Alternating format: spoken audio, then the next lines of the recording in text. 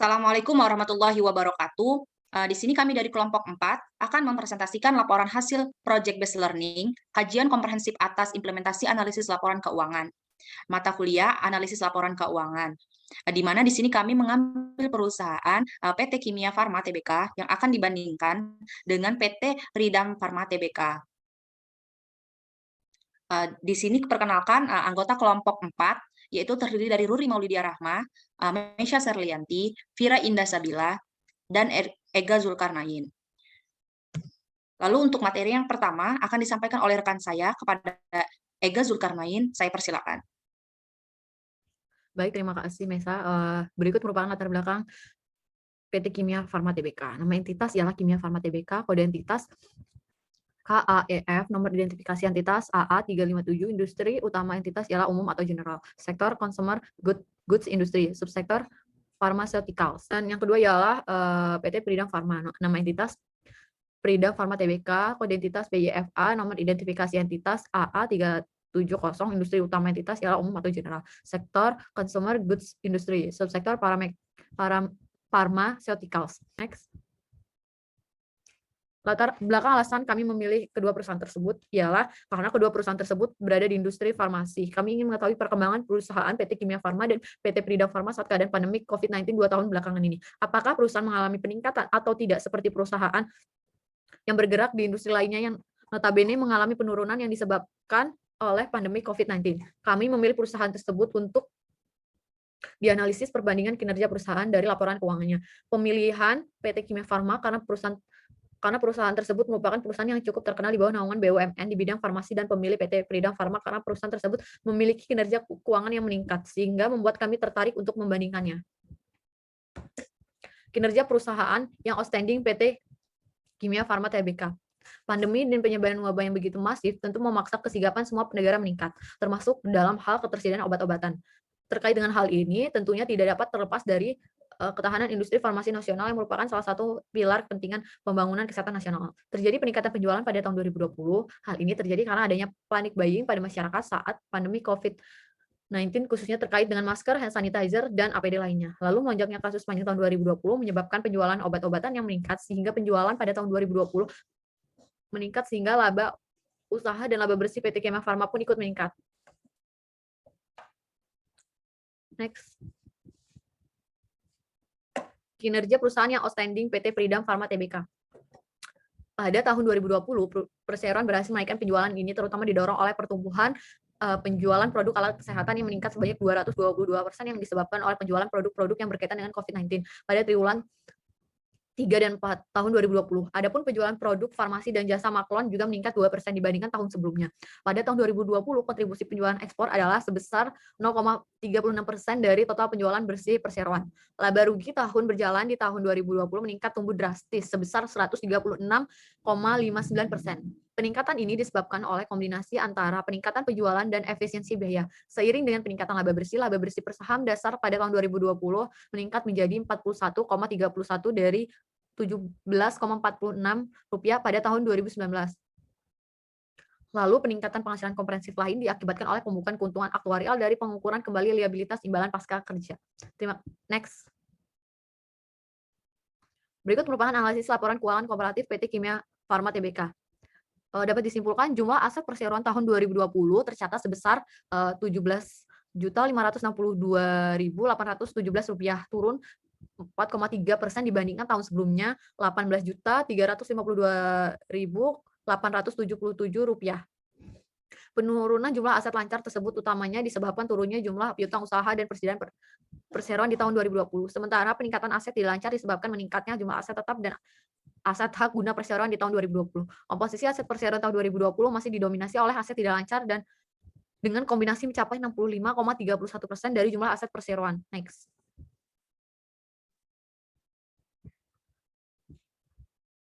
Berikut merupakan jumlah liabilitas jangka pendek perseroan tahun 2020. Dapat disimpulkan turun 8,19% dibandingkan tahun sebelumnya. Penurunan jumlah liabilitas jangka pendek tersebut utamanya disebabkan turunnya jumlah utang bank jangka pendek perseroan tahun 2020. Jumlah liabilitas jangka panjang perseroan tahun 2020 naik sebesar 3,45% dari tahun sebelumnya. Peningkatan terjadi karena adanya peningkatan utang bank jangka panjang disebabkan oleh Refinancing dari utang bank jangka pendek dan liabilitas imbalan kerja disebabkan oleh kenaikan liabilitas dalam program pesangon dan program cuti perseroan. Next.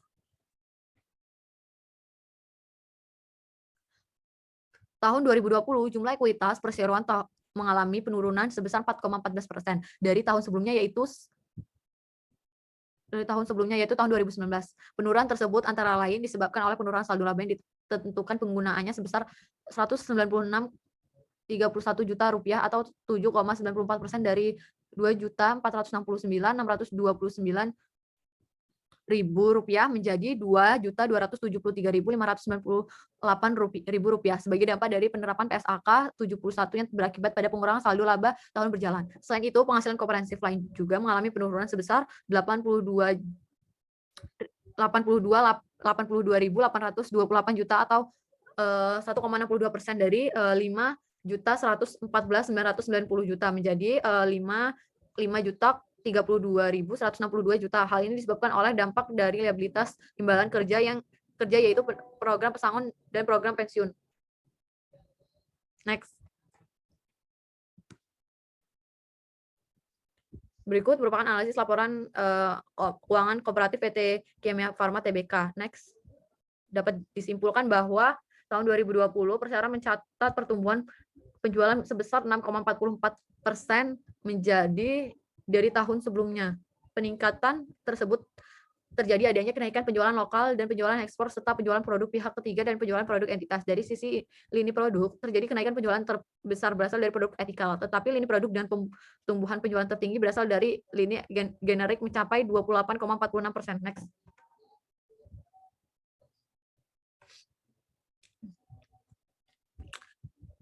Jumlah kasus dan setara kas perseroan pada akhir periode 2020 mengalami penurunan sebesar 110,274 miliar atau 8,11% dibandingkan posisi pada awal tahun 2020.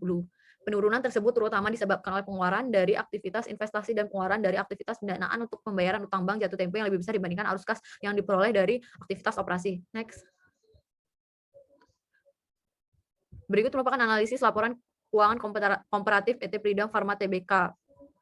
Dapat disimpulkan bahwa aset lancar perseroan meningkat sebesar 34,81%. Hal ini disebabkan kenaikan aset lancar ditopang kenaikan semua komponen aset lancar seperti kas dan bank, piutang usaha pihak 3, piutang non usaha pihak 3, persediaan serta uang muka dan beban dibayar muka. Aset tidak lancar meningkat pada tahun 2020 sebesar 4,63% daripada tahun 2019. Kendati naik tipis, namun kenaikan aset tidak lancar didorong oleh pengakuan aset hak guna atau neto yang disebabkan oleh penerapan PSAK 73 yang mengakibatkan perseroan mengakui aset hak guna dan liabilitas sewa untuk semua kontrak yang merupakan atau mengandung sewa. Komponen aset tidak lancar lain yang mengalami kenaikan adalah aset tak berwujud. Next.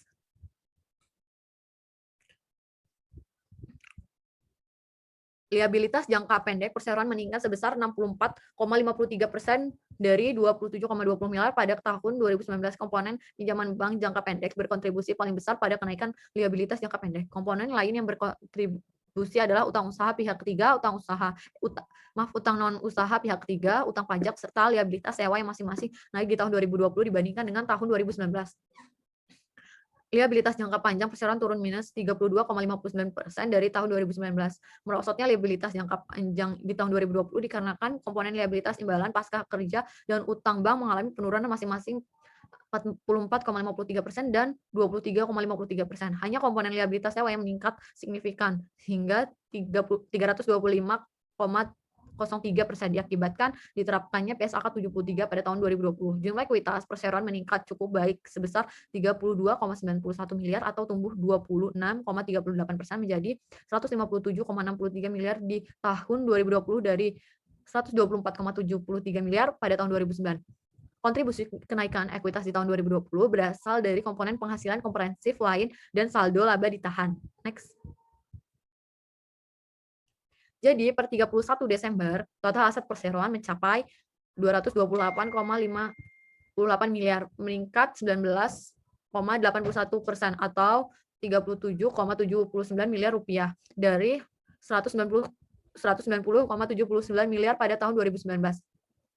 Komposisi aset pada akhir tahun 2020 terdiri dari 56,59% aset lancar dan 43,41% aset tidak lancar. Secara keseluruhan, liabilitas perseroan di tahun 2020 tercatat sebesar 70,94 miliar rupiah, meningkat 4,88 miliar rupiah atau naik 7,3,9% dari 66,06 miliar di tahun 2019. Komposisi jumlah liabilitas pada akhir tahun 2020 terdiri dari 63,08% liabilitas jangka pendek dan 36,92% liabilitas jangka panjang. Dengan ekuitas meningkat cukup baik yang berasal dari komponen penghasilan komprehensif lain dan saldo laba ditahan. Next. Berikut merupakan tabel laporan laba rugi. Dapat disimpulkan bahwa kenaikan penjualan ini terutama didorong oleh pertumbuhan penjualan produk alat kesehatan yang meningkat sebanyak 222% yang disebabkan oleh penjualan produk-produk yang berkaitan dengan COVID-19 pada triwulan 3 dan 4 tahun 2020. Adapun penjualan produk farmasi dan jasa makanan juga meningkat 2% dibandingkan tahun sebelumnya. Pada tahun 2020, kontribusi penjualan ekspor adalah sebesar 0,36% dari total penjualan bersih perseroan. Lalu peningkatan laba ditahan disebabkan oleh kombinasi antara peningkatan penjualan dan efisiensi biaya dengan peningkatan penghasilan komprehensif lain diakibatkan oleh pembukuan keuntungan aktuarial dari pengukuran kembali liabilitas imbalan pasca kerja. Next. Berikut merupakan laporan arus kas dari PT Pridam Pharma Tbk. Dapat disimpulkan bahwa arus kas bersih dari aktivitas operasi perseroan di 2020 adalah sebesar 1,11 miliar atau menurun drastis sebesar 93,63% dari tahun 2019 sebesar 17,45 miliar rupiah. Hal ini terutama disebabkan oleh peningkatan arus kas keluar untuk pembayaran kepada pemasok dan beban usaha sebesar 16,78% atau 26,07 miliar. Sedangkan penerimaan kas dari pelanggan mengalami kenaikan yang lebih kecil, yaitu sebesar 4,12% atau 10,15 miliar. Arus kas bersih perseroan yang digunakan untuk aktivitas investasi pada tahun 2020 adalah sebesar 6,58 miliar. Meningkat sebesar 286,54% dari tahun sebelumnya, yakni 1,7 miliar rupiah. Peningkatan ini terutama disebabkan oleh kenaikan penggunaan dana untuk perolehan aset tetap. Arus kas bersih dari aktivitas pendanaan perseroan yang diperoleh dari aktivitas pendanaan di 2020 adalah sebesar 9,62 miliar dibandingkan dengan tahun 2019 yaitu minus 12,57 miliar rupiah. Perubahan arus kas pembiayaan tersebut terutama disebabkan oleh kenaikan penerimaan utang bank jangka pendek sebesar 43,45% di tahun 2020 dibandingkan tahun 2019 dan berkurangnya pembayaran utang bank jangka pendek di tahun 2020.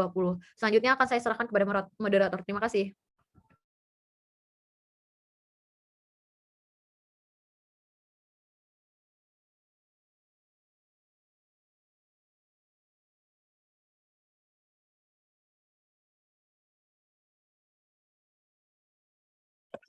Baik, kepada Saudari Ega, terima kasih atas presentasinya. Presentasi selanjutnya akan disampaikan oleh Ruri Maulidia Rahma. Kepada Ruri, saya persilakan.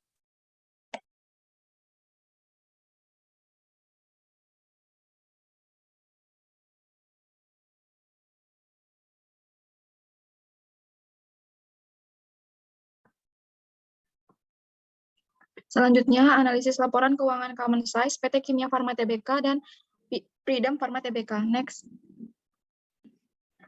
Di sini bisa kita lihat tabel Common Size laba rugi PT Kimia Pharma Tbk. Dari analisis Common Size komposisi 2018 ke 2019, yaitu yang awalnya 13,48% menjadi 12,73%. Porsi yang berbeda bisa kita lihat pada tahun 2019 ke tahun 2020, yaitu pada beban pokok penjualan mengalami kenaikan komposisi. Pada tahun 2019 sebesar 62,73% dan tahun 2020 menjadi 63,45%. Perubahan komposisi tersebut berpengaruh pada laba kotor yang dari presentasi secara vertikal mengalami penurunan. Beban usaha pada tahun 2019 ke 2020 mengalami penurunan yang tidak signifikan. Presentase yang awalnya minus 34,17% menjadi minus 33,24%. Dan atas hal tersebut, laba usaha mengalami kenaikan persentase yaitu pada tahun 2019 sebesar 5,34% dan di tahun 2020 menjadi 6,53%. Selain itu, beban keuangan juga mengalami penurunan yang awalnya minus 5,30% menjadi minus 5,96%. Atas hal itu, laba tahun berjalan juga mengalami perubahan presentasi secara vertikal, yaitu pada tahun 2019 sebesar 0,17% dan di tahun 2020 menjadi 0,20%. Next. Selanjutnya, bisa kita lihat di sini laporan laba rugi PT Pridam Pharma Tbk. Dari analisis perbandingan common size PT Pridam Pharma Tbk tahun 2019 dan tahun 2020, laporan laba rugi menunjukkan laba tahun berjalan yang naik dari tahun 2019 ke tahun 2020. Banyak komposisi laba yang mengalami kenaikan dari tahun 2019 ke 2020. Yaitu beban pokok penjualan mengalami penurunan pada tahun 2019 sebesar 43,26%. Sedangkan pada tahun 2020 sebesar 40,92%. Persentase beban pokok penjualan yang kecil tersebut berpengaruh 2020%. Pada tahun 2019, beban penjualan menjadi komposisi minus 38,17%, lebih tinggi dibanding beban umum dan administrasi, yaitu sebesar minus 14,14%, sedangkan di tahun 2020 mengalami penurunan beban penjualan sebesar minus 35,79%, dan beban umum dan administrasi sebesar minus 12,63%. Dan atas hal tersebut, laba usaha tahun 2019 menjadi persentase 6,18%. Pada tahun 2020, perusahaan mengalami kenaikan laba usaha menjadi 11,59%, laba usaha berjalan tahun 2019 sebesar 3,78%, sedangkan tahun 2020 naik menjadi 7,97%. Next.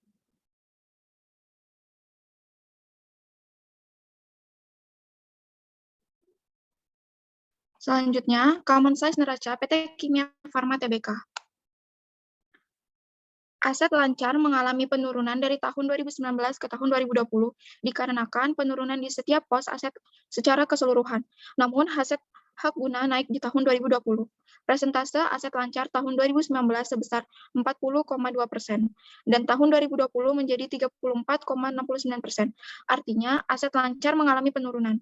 Namun berbeda dengan aset tidak lancar yang mengalami kenaikan di tahun 2019 sebesar 59,98% dan tahun 2020 menjadi 65,31%. Kesimpulan dari analisis secara common size, total aset lancar mengalami kenaikan pada tahun 2019 sebesar 18.352.877.020 sebesar 17.016.674 rupiah.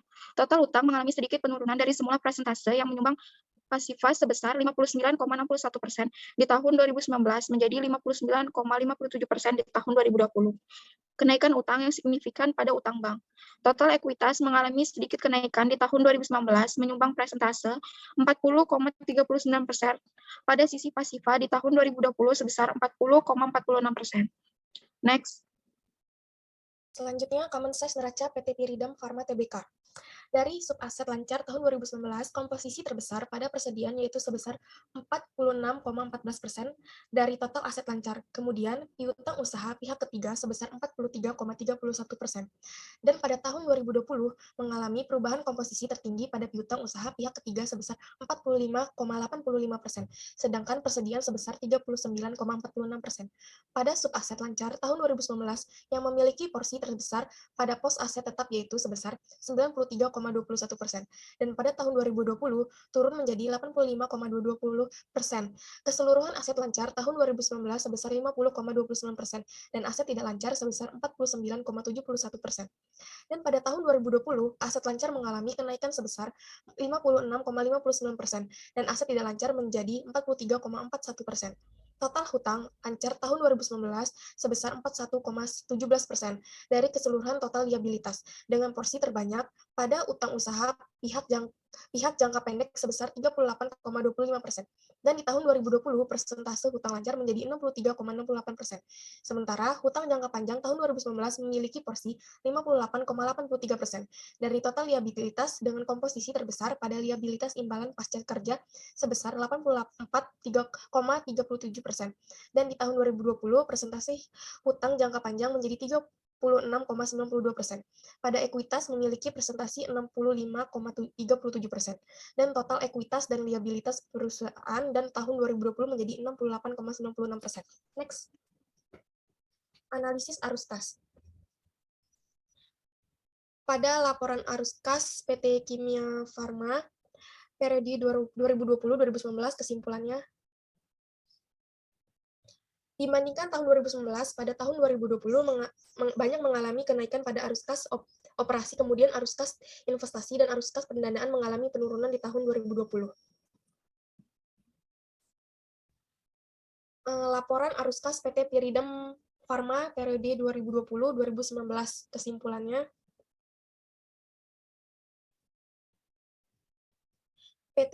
data PT Pyridam Pharma dari tahun 2019 ke tahun 2020 lebih banyak naik pada arus kas operasi dan investasi, namun pada arus kas pendanaan cenderung banyak yang turun.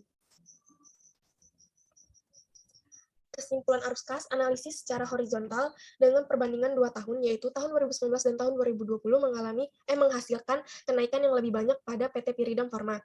Pada PT Kimia Farma, kenaikan dan penurunan stabil di setiap pos sehingga dapat disimpulkan PT Pyridam Pharma lebih baik. Dari analisis rasio mendapatkan hasil PT Kimia Farma pada tahun 2029 minus pada rasio arus kas operasi, sedangkan PT Pyridam Pharma mendapatkan hasil yang lebih besar. Kemudian dari rasio cakupan arus dan PT Pyridam Pharma lebih baik dan PT Kimia Farma, sehingga dapat disimpulkan bahwa laporan arus kas PT Pyridam Pharma lebih baik dari PT Kimia Farma. Analisis rasio. Analisis rasio profitabilitas PT Kimia Farma Tbk. Dalam tabel, analisis rasio profitabilitas PT Kimia Farma mendapatkan hasil semakin besar di tahun 2020, karena laba yang diperoleh tahun 2020 lebih besar dibandingkan 2019. Profit margin mengukur kemampuan penjualan bersih dapat menghasilkan seberapa laba bersih. Dalam hal ini, hasil yang didapat yaitu laba mengalami kenaikan di tahun 2029 ke 2020. Analisis rasio likuiditas PT Kimia Farma. Dalam tabel, analisis likuiditas dari perhitungan di samping menunjukkan kemampuan aset lancar dalam memenuhi kewajiban jangka pendeknya. Hasil yang didapat yaitu mengalami penurunan dari tahun 2019 ke 2020. Pada mulanya, 99% menjadi 90%. Hal itu mungkin dapat disebabkan oleh pandemi yang mulai memasuki Indonesia sejak tahun 2020 awal, sehingga mempengaruhi likuiditas perusahaan. Next, analisis rasio solvabilitas PT Kimia Farma. Analisis tingkat solvabilitas berarti kemampuan perusahaan untuk memenuhi kewajiban jangka panjangnya melalui total aset yang dimiliki perusahaan. Pada perhitungan di samping dapat disimpulkan kemampuan perusahaan dalam membayar kewajiban jangka panjangnya semakin baik. Dari analisis rasio solvabilitas menunjukkan persentase yang stabil dari tahun 2019 ke tahun 2020. Analisis rasio aktivitas PT Kimia Farma. Analisis rasio aktivitas menilai seberapa perputaran atas total aset dalam menghasilkan penjualan bersih yang diterima perusahaan. Hasil yang didapat menunjukkan hasil yang semakin kecil. Artinya, semakin sedikit perputarannya, yaitu pada perputaran aset di tahun 2019, 0,51 kali, kemudian di tahun 2020 mengalami sedikit kenaikan, yaitu menjadi 0,57 kali. Sekian, saya kembalikan kepada moderator. Baik, terima kasih kepada Vira. Materi selanjutnya akan disampaikan oleh saya sendiri, yaitu analisis rasio profitabilitas PT Pyridam Pharma Tbk. Nah, dari dalam tabel ini dapat kita lihat bahwa perhitungan profit margin pada tahun 2019 mendapatkan hasil 3,78%, sedangkan tahun 2020 menjadi 7,97%. Pengertian hasil yang dapat dari rasio ini yaitu seberapa besar persentase laba bersih yang diperoleh dari setiap penjualan. Artinya kondisi perusahaan semakin baik karena tahun 2020 semakin naik persentasenya. Lalu ada analisis rasio likuiditas dari PT Pridam Pharma Tbk. Nah, dari dalam tabel ini dapat kita lihat bahwa pada perhitungan rasio likuiditas tahun 2019 sebesar 353% dan turun menjadi 289% di tahun 2020, yang dimana artinya bahwa suatu kemampuan perusahaan dalam membayar liabilitas jangka pendeknya dengan aset-aset lancarnya yang dimiliki perusahaan. Lalu selanjutnya ada analisis rasio solvabilitas dari PT Pridam Pharma Tbk. Dari analisis tabel yang sudah kami dapatkan bahwa pada rasio solvabilitas yaitu kemampuan perusahaan dalam melunasi kewajibannya dengan aset yang dimilikinya dalam debt to asset ratio atau DAR pada tahun 2019 sebesar 35%, kemudian pada tahun 2020 turun menjadi 31%. Sedangkan kriteria yang baik yaitu di atas 40%. Sehingga dalam rasio solvabilitas perusahaan dalam kondisi yang kurang baik. Lalu selanjutnya ada analisis rasio aktivitas dari PT Pridam Pharma Tbk. Dapat kita lihat bahwa analisis rasio aktivitas menilai seberapa perputaran atas total aset dalam menghasilkan penjualan bersih yang diterima perusahaan. Hasil yang didapat menunjukkan hasil yang semakin kecil. Artinya semakin sedikit perputaran, yaitu pada perputaran aset di tahun 2019 sebesar 1,3 kali, kemudian di tahun 2020 mengalami kenaikan yaitu menjadi 1,21 kali. Nah, lalu di sini dapat kita simpulkan lalu dari data tadi dapat kita beri saran kepada pengguna laporan keuangan untuk perusahaan PT Kimia Farma berdasarkan dari hasil rasio saran untuk investor bahwa perusahaan PT Kimia Farma kurang cocok untuk menjadi tempat investasi bagi investor maupun calon investor untuk jangka waktu yang panjang. Meskipun pendapatan bersih perusahaan mengalami pertumbuhan pada tahun 2020, jika dibandingkan dengan tahun 2019, pendapatan bersih perusahaan sangatlah rendah, meskipun penjualan perusahaan cukup tinggi. Untuk rasio likuiditas, rasio lancar perusahaan menunjukkan bahwa aset lancar yang dimiliki perusahaan tidak mampu untuk menutupi jumlah liabilitas jangka panjang perusahaan. Selain itu, aset lancar paling besar yang dimiliki perusahaan terdapat pada jumlah persediaan dan piutang perusahaan. Hal ini menunjukkan bahwa perusahaan kurang mampu dalam memanfaatkan persediaan yang ada untuk menghasilkan pendapatan yang maksimal. Serta piutang yang tinggi menunjukkan perusahaan yang cukup buruk dalam melakukan penagihan piutang atau perputaran piutang. Lalu untuk rasio solvabilitasnya, yaitu pada rasio debt to asset rasio atau DAR, perusahaan memiliki rasio yang cukup baik karena rasio berada di kurang dari 1. Dalam 2 tahun berturut-turut, kondisi keuangan terhadap utang jangka panjang perusahaan masih dapat dinilai baik. Untuk rasio aktivitas perusahaan tersebut, perusahaan memiliki rasio yang sangat rendah karena selama 2 tahun berturut-turut, perusahaan tidak mampu menghasilkan penjualan lebih tinggi dari aset yang dimiliki perusahaan. Hal ini mengidentifikasikan bahwa perusahaan tidak cukup baik dalam memaksimalkan asetnya untuk memaksimalkan hasil penjualan. Lalu pada PT Pridam Pharma Tbk, dari hasil analisis rasio yang telah kami buat, PT Pridam Pharma dapat menjadi pilihan untuk calon investor untuk berinvestasi. Hal ini disebabkan karena peningkatan rasio profit margin perusahaan pada tahun 2020 jika dibandingkan dengan tahun 2019. Pada rasio likuiditasnya perusahaan pada rasionya yaitu mengalami penurunan karena meningkatnya liabilitas jangka pendek perusahaan. Meskipun mengalami peningkatan, aset lancar perusahaan juga mengalami peningkatan. Tidak seperti Kimia Farma di mana tingginya aset lancar hanya terdapat pada piutang perusahaan serta persediaan. Sedangkan pada PT Pridam Pharma, kas yang dimiliki perusahaan cukup tinggi. Serta rasio solvabilitas perusahaan mengalami penurunan. Perusahaan memiliki rasio yang cukup baik, meskipun turun dia memiliki rasio yang cukup baik karena masih berada rasio kurang dari 1. Dalam 2 tahun berturut-turut, kondisi keuangan terhadap utang jangka panjang perusahaan masih dapat dinilai baik.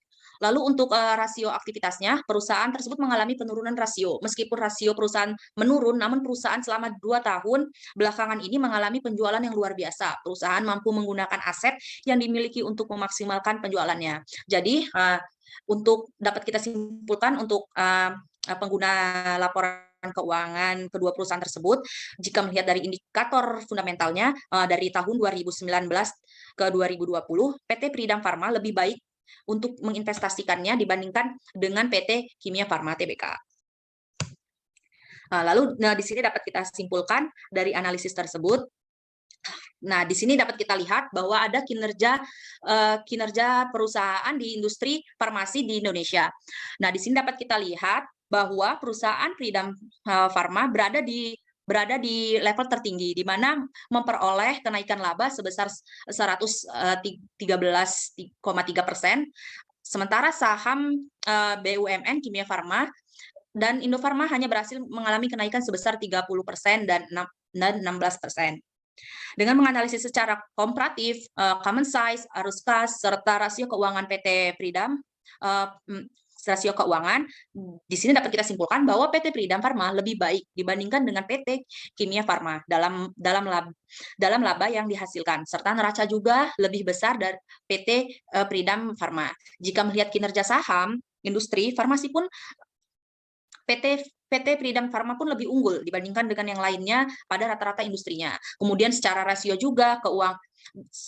keuangan juga PT Pridam juga memiliki lebih baik dan di atas ambang kondisi setiap rasio. Berbeda dengan PT Kimia Farma pada rasio lancarnya hanya mendapatkan hasil di bawah 100%, yang artinya perusahaan kurang liquid jika dibandingkan dengan PT Pridam Pharma. Jadi, jika melihat dari indikator fundamentalnya, lagi-lagi perusahaan PT Pridam Pharma lebih baik untuk diinvestasikan untuk investor dibandingkan dengan PT Kimia Farma. Nah, lalu selanjutnya, jika kita melihat dari harga saham, dapat kita lihat bahwa di sini harga saham farmasi Pridam Pharma itu yang berwarna coklat, serta harga saham perusahaan farmasi PT Kimia Farma itu yang berwarna merah. Nah, jika kita melihat dari harga sahamnya, PT Kimia Farma lebih tinggi daripada PT Pridam Pharma dikarenakan perusahaan lebih dulu berdiri, yaitu pada tahun 1971, sedangkan PT Pridam Pharma pada tahun 1977. Selain itu, PT Kimia Farma juga dikenal oleh masyarakat karena merupakan perusahaan BUMN farmasi di Indonesia. Lalu dapat kita lihat juga di sini ada price to book value atau harga buku dari kedua perusahaan, yang terlihat bahwa untuk terakhir kali harga buku dari Pridam Pharma yaitu 3,10 kali, sementara untuk Kimia Farma sebesar 3,32 kali. Nah, dapat kita lihat bahwa kedua perusahaan tersebut memiliki price to book value yang overload atau sudah mahal. Tetapi jika dibandingkan dengan PT Pridam itu lebih baik karena dengan harga buku yang tinggi, PT Pridam Pharma itu dapat menghasilkan keuntungan atau laba dari tahun ke tahun itu secara dengan baik atau terus-menerus meningkat. Lalu untuk pergerakan harga sahamnya yang dapat kita lihat bahwa PT Pridam berada di bawah namun memiliki harga yang stabil dibandingkan dengan PT Kimia Farma, sehingga PT Pridam dikatakan aman untuk investor melakukan investasi ke perusahaan. Selain itu juga Pridam Pharma juga memiliki harga yang rendah, itu merupakan suatu hal yang baik karena akan dari tahun ke tahunnya akan bisa terus berkembang untuk terus naik, sehingga hal tersebut yang membuat lebih baik investor menginvestasikan dananya ke perusahaan Pridam Pharma pada bidang industri.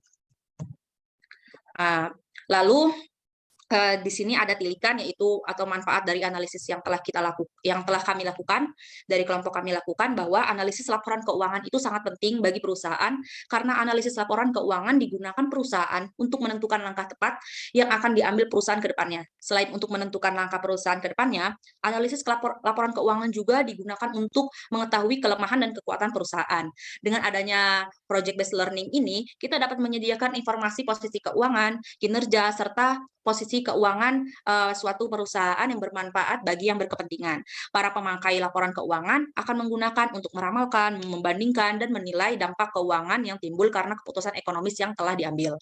Dari adanya project based learning ini juga kita memiliki manfaat, yaitu yang sebagai berikut. Yang pertama, kita dapat mengevaluasi hasil kerja divisi atau departemen dalam perusahaan, dapat mengetahui hasil kinerja pendapatan serta kemajuan atau perkembangan perusahaan. Lalu yang terakhir, kita dapat mengetahui kemampuan keuangan perusahaan serta daftar hutang yang dimiliki oleh perusahaan. Mungkin cukup sekian presentasi dari kelompok kami. Apabila kelompok kami ada salah-salah kata, kami mohon maaf. Kami akhiri. Assalamualaikum warahmatullahi wabarakatuh.